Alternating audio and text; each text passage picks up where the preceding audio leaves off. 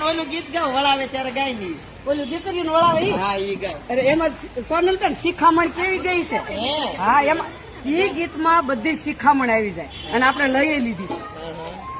ઈ ગાવ. આદર્શ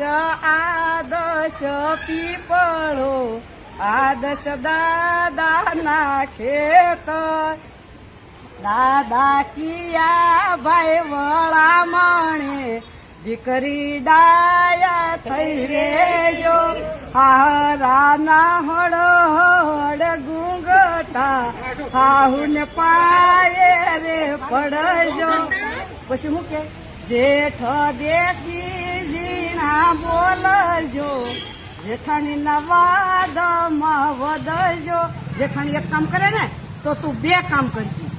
એટલી શિખામણ બાપની તમે જુઓ.